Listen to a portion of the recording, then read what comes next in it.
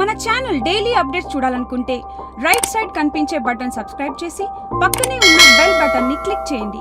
అలాగే లైక్ చేయండి, షేర్ చేయండి, కమెంట్ చేయండి. రెవెన్యూ బిల్లు మీద చర్చకు సమాధానం ఇస్తూ రాష్ట్ర ముఖ్యమంత్రి కేసీఆర్ గారు శాసనసభలో ఇది నూతన శకానికి నాంది పలుకుతుంది అన్నారు. విప్లవాత్మకమైనటువంటి మార్పులకు దారితీస్తుంది అని చెప్పి అన్నారు. దేశమంతా మన వైపే చూస్తున్నారు అన్నారు. ఏమిటా కొత్త శకం? ఏం జరగబోతోంది రెవెన్యూ శాఖలో? ఇది అందరికీ ఆశ్చర్యం కలిగించేటువంటి విషయం. నిజంగా అట్లాంటి కొత్త శకం ఏమైనా వస్తుందా? వస్తే ఆ కొత్త శకం ఎవరికి వస్తుంది? సాధారణ రైతులకా, లేకపోతే భూస్వాములకు, అధికారులకు, పాలకులకా? ఎవరికి నూతన శకం? ఎవరికి అనుకూలం, ఎవరికి ఆటంకం? ఇవి మనం జాగ్రత్తగా పరిశీలించాల్సినటువంటి అవసరం ఉంది. ఈ బిల్లులో ఉద్దేశాలు చెబుతూ కొన్ని విషయాలు చెప్పారు. ఈ బిల్లు ఎందుకు అనంటే కేంద్ర రాష్ట్ర ప్రభుత్వాల భూములను రక్షించేందుకు, అవినీతిని నిర్మూలించి మంచి అలవాట్లను ప్రోత్సహించేందుకు, అధికారుల్లో జవాబుదారీతనాన్ని నింపేందుకు, అట్లనే ప్రభుత్వ రెవెన్యూ కార్యకలాపాలకి ఏ ఆటంకము లేకుండా సజావుగా సాగేందుకు అనుగుణమైనటువంటి మార్పులు సాధించడం అని చెప్పారు. ఈ మొదటి 3 ఏ మేరకు సాధ్యమవుతాయి అనేటువంటిది ప్రశ్నార్థకమే. 4వది మాత్రం గ్యారంటీ అనిపిస్తుంది. ఇక ఇప్పుడు ఆ బిల్లు ఆమోదం పొందింది. ఇక రెవెన్యూ అధికారులు, పాలకులు ఆడింది ఆట, పాడింది పాట. వాళ్ళు ఏం తలుచుకుంటే అది అవుతుందంటే. ఎందుకు చెప్పగలుగుతున్నాం ఈ మాట? జవాబుదారీతనం పెంచుతామన్నారు. జవాబుదారీతనం కాదు, ఇప్పుడు వాళ్ళు మోనార్కులు అయిపోతారు. ఎందుకంటే సెక్షన్ 9 ప్రకారం రెవెన్యూ అధికారుల మీద కానీ, ప్రభుత్వానికి వ్యతిరేకంగా కానీ ఎవరు కేసు పెట్టే హక్కు కూడా లేదు ఇప్పుడు. అంటే ఏ రైతు ప్రశ్నించడానికి లేదు, న్యాయం కోసం సివిల్ కోర్టులకు పోవడానికి లేదు. కాబట్టి ఇక రెవెన్యూ ఉన్నతాధికారులు, ఎమ్మెల్యేలు, మంత్రులు కలిసి ఏం చేస్తే అదే, ఏమి రాస్తే అదే. ఇంకా దాన్ని ప్రశ్నించడానికి వీల్లేదు. ఈ కొత్త శకం ఎవరి కోసం? రైతుల కోసమా? లేకపోతే అధికారులు, ఎమ్మెల్యేలు, మంత్రులు కలిసి మొత్తం చేయదలుచుకున్న పనులన్నీ చేసుకుంటూ పోవడానిక? ఇది ఇప్పుడు సీరియస్గా ఆలోచించాల్సింది. ఇంకా జవాబుదారీతనం ఎక్కడుంటుంది? ఇంకా భయభక్తులు ఎక్కడుంటాయి? అడిగేవాళ్ళు లేడనేటువంటి పరిస్థితి వస్తుంది. దీనికి ఉదాహరణ అవినీతి విషయంలో మనం చూడొచ్చు. అవినీతిని నిర్మూలించడానికి, మంచి అలవాట్లు ప్రోత్సహించడానికి అన్నారు.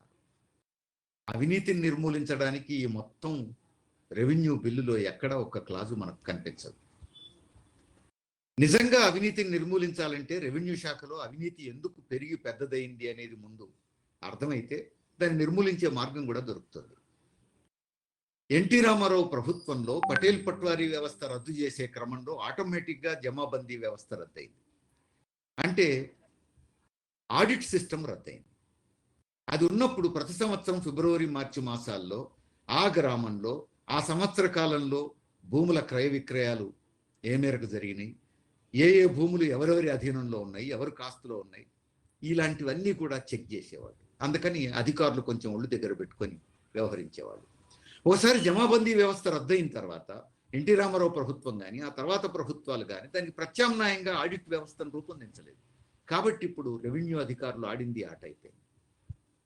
రెవెన్యూ అధికారులు, స్థానిక ఎమ్మెల్యే, ముఖ్యంగా అధికార పార్టీ ఎమ్మెల్యే కలిసి మొత్తం గ్రామాల్ని వాళ్ళు ఆడుకున్న పద్ధతుల్లో, వాళ్ళు కోరుకున్న పద్ధతుల్లో చేయగలిగారు.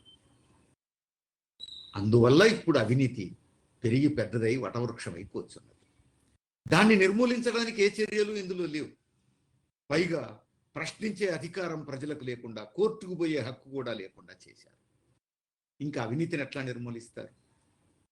ఇక ప్రభుత్వ భూములను కాపాడడం కోసం అన్నారు. ఎట్లా కాపాడతారు? ప్రభుత్వ భూములన్నీ కబ్జా పెట్టి పెద్ద పెద్ద భవనాలు కూడా నిర్మించుకొని ఎంజాయ్ చేస్తున్నది పెద్ద పెద్ద బడాబాబులు. అవన్నీ బయటికి రావాలంటే ఏం చేయాలి? సమగ్ర భూ సర్వే చేయాలి. చేస్తే ఇలాంటివన్నీ బయటికి వస్తాయి. అది పట్టణాల్లో కావచ్చు, గ్రామాల్లో కావచ్చు, ఎక్కడెక్కడ భూ ఆక్రమణలు జరిగినాయో అన్నీ బయటకు వస్తాయి. సమగ్ర భూ సర్వే చేస్తామని బిల్లు ప్రవేశపెట్టిన తర్వాత చెప్పారు ముఖ్యమంత్రి శాసనసభలో, సమాధానం ఇచ్చేటప్పుడు చెప్పారు. కాబట్టి చేస్తారేమో అని ఎవరైనా అనుకోవచ్చు. కానీ ఈ మాట 6 ఏళ్ల నుంచి చెప్తున్నారు. 6 ఏళ్ల నుంచి చెప్పడమే తప్ప చేయలేదు. కానీ తాను చేయదలుచుకున్న రెవెన్యూ బిల్లు మాత్రం పెట్టడం, ఆమోదం పొందడం అయిపోయింది. కాబట్టి ఇక ఈ సమగ్ర భూ సర్వే ఎప్పుడు జరుగుతుందో ఎవరికి తెలియని విషయం. 2 లక్షలకు పైగా భూ వివాదాలు ఉన్నాయి ఇప్పుడు గ్రామాల్లో. ఈ భూ వివాదాలన్నీ పరిష్కారం కావాలి అని అంటే సమగ్ర భూ సర్వే జరగాలి. దాని మీద మాత్రం ప్రభుత్వానికి శ్రద్ధ లేదు. నిజంగా సమగ్ర భూ సర్వే చేయడానికి ఎంతకాలం కావాలి? 4 నెలలు పట్టుబడితే సర్వే అయిపోతుంది. కానీ దాని మీద శ్రద్ధ లేదు ప్రభుత్వానికి.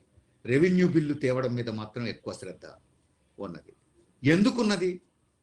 ఎందుకున్నది అని అంటే పెద్ద పెద్ద భూస్వాములకు, ధనిక రైతులకు మేలు చేకూర్చేందుకు అవసరమైనటువంటి క్లాజులన్నీ ఈ రెవెన్యూ బిల్లులో ఇప్పుడు ఉన్నాయి. ఈ రెవెన్యూ బిల్లు ఆమోదం పొంది చట్టరూపం దాల్చిన మరుక్షణం అంతకు ముందున్నటువంటి చట్టం రద్దయిపోతుంది. ఆ చట్టంలో సెక్షన్ 26 ఉంది. ఆ సెక్షన్ 26 ప్రకారం రైతులకు పట్టాదారు పాస్ పుస్తకాలు ఇవ్వడంతో పాటు ఆ భూమి ఎవరికన్నా కౌలుకిస్తే కౌలుదారుకు కూడా ఒక పాస్ పుస్తకం ఇస్తారు. ఎక్కడన్నా కుదువ పెట్టి అప్పు తెచ్చి ఉంటే ఆ కుదువ పెట్టుకున్న వ్యక్తి కూడా వ్యవసాయం చేయిస్తాడు కాబట్టి వాళ్లకు ఒక పాస్బుక్ ఇస్తారు. లేదు, ప్రభుత్వ భూమి దశాబ్దాలుగా పేదలు దున్నుకుంటూ ఉంటే వాళ్ళ కాస్తులో ఉంది కాబట్టి, వాళ్ళు సాగు చేస్తున్నారు కాబట్టి వాళ్ళకు కూడా ఒక పాస్ పుస్తకం ఇస్తారు. ఆ విధంగా కొన్ని సందర్భాల్లో ఒకే భూమికి 2 పాస్ పుస్తకాలు ఉంటాయి. పట్టాదారుకు పట్టాదారు పాస్ పుస్తకం ఉంటుంది, సాగు చేస్తున్న వ్యక్తికి సాగు చేస్తున్నట్టుగా పాస్ పుస్తకం వస్తుంది. దీనివల్ల ప్రయోజనాలు ఏమిటి? ఎవరైతే భూమి మీద ఉండి సాగు చేస్తున్నారో వాళ్లకు బ్యాంకుల నుంచి అప్పులు తెచ్చుకోవడానికి, ప్రభుత్వ సంక్షేమ పథకాలను అనుభవించడానికి, బీమా పథకం వర్తింపజేసుకోవడానికి, ఇలాంటి వాటికి అది ఉపయోగపడింది. ఇప్పుడు ఆ సెక్షన్ను రద్దు చేసి కేవలం పట్టాదారుకు మాత్రమే పాస్ పుస్తకాల ప్రొవిజన్ ఇచ్చారు ఇప్పుడు కొత్త బిల్లులో. దీనివల్ల 20 లక్షలకు పైగా కౌలు రైతులకు ఇప్పుడు ఆధారం లేకుండా పోయింది. 30 లక్షల ఎకరాలకు పైగా కౌలు రైతుల చేతుల్లో ఉంది ఈ రాష్ట్రంలో, అందరికీ తెలుసు. అట్లనే వేలాది ఎకరాలు ప్రభుత్వ భూములు పేదలు దున్నుకుంటున్నారు. వాళ్ళకెవరికీ ఆధారం లేకుండా పోయింది. వీటన్నిటికీ మించి నిజాం కాలంలో జనాన్ని అదిరించి, బెదిరించి, వేధించి వేల ఎకరాలకు అధిపతులైనటువంటి పాతకాలపు జాగీర్దారులు, జమీందారులకు వ్యతిరేకంగా గ్రామాల్లో ప్రజలు అనేక పోరాటాలు చేశారు. ఈ పోరాటాల ఫలితంగా 70-80 దశకాల్లో అనేక మంది పాతకాలపు జమీందారులు, జాగీర్దారులు కొంత భూమిని వదిలిపెట్టి పట్టణాలకు వచ్చి తాము వ్యాపారాలు చేసుకోవడం, పరిశ్రమలు నడుపుకోవడం చేసుకుంటున్నారు. అందుకని దశాబ్దాలుగా పేదలు ఆ భూములను అనుభవిస్తున్నారు. ఇప్పుడు ఆ భూములు మావన్న విషయం కూడా మర్చిపోయినటువంటి పట్టణాల్లో వ్యాపారాలు చేసుకుంటున్న వాళ్ళకు పట్టా పుస్తకాలు ఇస్తారు. వీళ్ళు పోయి ఆ భూములు కబ్జా చేసుకోవడానికి అవకాశం ఇస్తున్నారు. అంటే నయా జమీందారీ వ్యవస్థకు మార్గం సుగమం చేస్తున్నారు. ధనిక రైతులకు, భూస్వాములకు మాత్రమే భద్రత కల్పించి పేద మధ్యతరగతి రైతాంగాన్ని వీధుల పాలు చేసేటువంటి పద్ధతుల్లో ఈ కొత్త రెవెన్యూ బిల్లు ఉన్నది. కానీ షుగర్ కోటెడ్గా అరగంటలో రిజిస్ట్రేషన్ సర్టిఫికెట్ వచ్చేస్తుంది, పావు గంటలో పని అయిపోతుంది, ఒకే ఆఫీసులో ఇన్కమ్ సర్టిఫికెట్ వచ్చేస్తుంది, క్యాస్ట్ సర్టిఫికెట్ వచ్చేస్తుంది అని చెప్తున్నారు. ఇన్కమ్ సర్టిఫికెట్, క్యాస్ట్ సర్టిఫికెట్ జీవితంలో ఒకసారి 2 సార్లు తెచ్చుకునేది. అరగంటలో భూమి అమ్మినప్పుడు అరగంటలో సర్టిఫికెట్ వస్తుంది అంటే అది కూడా జీవితంలో ఒకసారి 2 సార్లు అమ్మేది, కొనేది. కానీ జీవితాంతం రైతు భూమినే నమ్ముకొని వ్యవసాయం చేసుకుంటాడు. అలాంటి రైతుకు, పేద రైతుకు, ఒక కౌలు రైతుకు భద్రత లేకుండా చేశారు. ఇది ప్రమాదకరమైనటువంటి ట్రెండ్. అందుకని ఈ మొత్తం కొత్త రెవెన్యూ బిల్లులో ఎక్కడ అవినీతిని అరికట్టే ప్రయోజనం కనపడట్లేదు. సమగ్ర భూ సర్వే చేసేటువంటి క్లాజులు ఈ చట్టంలో ఎక్కడా లేవు. సమగ్ర భూ సర్వే నిజంగా ప్రభుత్వం చేయాలనుకుంటే దానికోసం ఒక చట్టం చేయాలి. ఆ చట్టం గురించి అయితే ఇప్పటివరకు ఈ ప్రభుత్వం ఆలోచించింది లేదు. జవాబుదారీతనం ఉండకపోగా వాళ్ళు మోనార్కులు అయిపోతారు. వాళ్ళు ఆడింది ఆట అవుతుంది ఇక నుంచి. కాబట్టి ఇక గ్రామీణ ప్రాంతాల్లో విఆర్ఓ వ్యవస్థను కూడా రద్దు చేసిన తర్వాత ఇక జరగబోయేది ఏమిటి? గ్రామీణ టీఆర్ఎస్ కార్యకర్తలందరూ విఆర్ఓల స్థానంలో పైరవీకారులుగా తయారై వ్యవహారం నడుపుతారా? రానున్న కాలంలో పేద రైతులు, మధ్యతరగతి రైతుల భవిష్యత్తు ఏమిటి? ఇది ప్రశ్నార్థకమే. అనుభవంలో చూడాలి. ఈ ప్రభుత్వమే వీటికి జవాబు చెప్పాల్సిన అవసరం ఉంది. ఏం జరుగుతుందో చూద్దాం.